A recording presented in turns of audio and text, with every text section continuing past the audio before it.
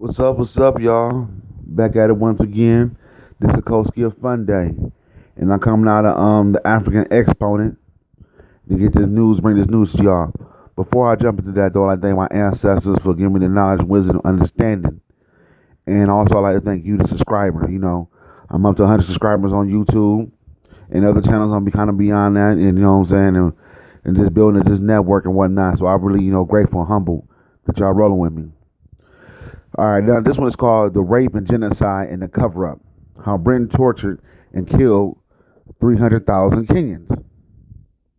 You know, in Kenya, British will pour pepper into the genitals of women, crush the testicles of men, rip them off, and make them eat the testicles. Sodomize prisoners with bottles and brooms. By 1960, 300,000 Kahuls were either unaccounted for or dead. Some British folks are delusional, others are ignorant, others are both. But a few have the guts to face the truth. And what is the truth of British Empire in Kenya? The truth is the cruel, blood-seeking into the land stolen from the same coup by the white man, played an elaborate game of finding keepers commissioned by the British royalty. The truth modern Britain has no balls to accept are crushed and ripped out testicles of kill you men, mutilated breasts of the women, as well as cut off ears and fingers. Beneficiaries of imperialism are blinded by their privilege to the gouging of curious eyes by the colonialist machinery, and they are too busy on the colonial gravy train to realize that they do not realize that in Kenya, men were dragged by Land Rovers until they disintegrated their trusted scavenger food. These are truth. Modern Britain refused to tell until it was forced to, an event when they did. Numerous of people attempt to downplay the ruthlessness of the British imperial machinery.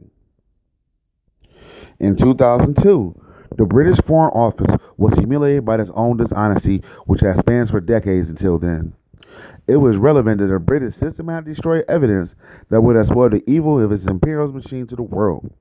Guardian report: those papers that survived the purge were flown discreetly to Britain, where they was hidden for 50 years in a secret Foreign Office archive, beyond the reach of historians and members of the public, and a breach of legal obligations for them to be transferred into the public domain. It was dishonest and most unfortunate, but the truth proved too big of a secret to hide. The papers show that ministers in London knew the crew were being tortured and killed in Kenya, chose to remain silent. They also showed that Anne MacLeod, Secretary of State for the Colonies, directed that post-independence governments should not get any materials that they might embarrass Her Majesty's government. All Britain wanted to do was save face, but the blood cuckoo would tell a different story and escape of the labyrinth of British lies and deceit.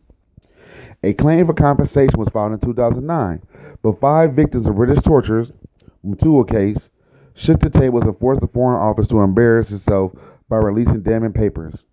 Years later, the British government publicly accepted wrongdoing in Kenya.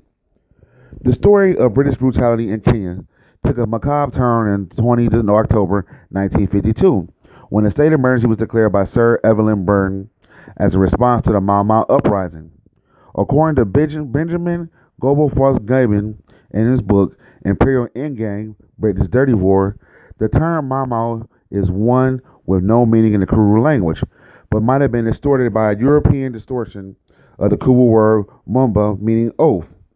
In the initial phases, the Kuru faced 8,215 full-time, 6,484 part-time, and 1,645 full-time members of the Kenyan Police Reserve, 3,900 soldiers of the British Army, and 368 tribal police. These numbers are said to have been greatly increased with time. The contingent was not there for games. David Anderson is accounted historically of the hanging in Kenya says, during the entire emergency in Kenya from 1952 to 1960, the total number of settlers died was 32. There were fewer than 200 British soldiers and police killed, and 1,800 loyal Africans. As for the Kaul in a sentence during Kenya after emergency, it was revealed that over 300,000 Kenyans had either been killed or missing. The official figure for the number of Kaul who had died was never known. Elkins and Imperial reckons writer in the system that over 100 detention camps called pipelines were used to hold the crew suspected of sworn oath against colonialism. White officers sexually abused both male and female detainees. And Barbara Costa, writing from the Tribune in 1955, said, In the heart of the British Empire in Kenya, there is a police state where the rule of law has broken, where murder, rape, and torture of Africans by Europeans go unpunished, and where authorities convene at its violation. Elkins said some of the victims' skin was burnt off and they was forced to eat their own castrated testicles. One particular Kalu man was slowly electrocuted to death. His testicles and ears was cut off while one eye hang out the socket of his pocket, out of his socket, one eyeball hanging out of his socket. She says the men were sodomized by the guards by bottles, brooms, animals, and insects were forced in their rectum. They were pinned to the ground or tied to a table while their penises and testicles were beaten and torn from their bodies. Fighters were tied to the backs of Land Rovers and driven around the village to a slow and painful death. Men and women were made to run around with their toilet buckets on their head, and they were sometimes made to eat the excrement in the buckets. Sometimes men were forced to carry decomposing bodies of killed insurgents unearthed by the British officers. Some were swung around and around by their hair, while others were held by their neck and their hands together, banded together until they was unconscious. Pepper and water mixtures were sometimes poured in the vagina of growing and vomiting women. Elkins used a census calculus to conclude that 1 in 30,000 to 300,000 Kuyus were unaccounted for by the end of the state emergency. So there you have it. There's Britain talking about their genocide they committed on Africans in Kenya during the 1960s. And that's the genocide. They call it detention camps, but there really was concentration camps. And it's all around Kenya, this history of the stuff going on to our people that happened over there.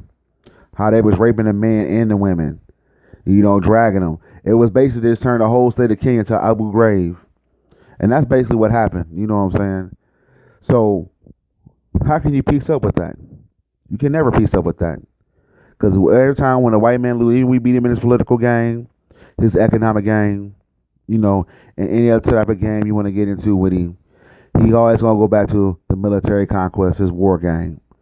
And if you can't beat him on that field, then all the rest of the field you beat him in is nil and not and void. This is a Coach Get Funny saying, I love my ancestors. I love doing what I do for the people. You know what I'm saying? It's time for us, like Patrice Lumumba said, we control the pen now. And it's our turn to learn our history the right way. So y'all have a wonderful day and subscribe to the channel. Peace.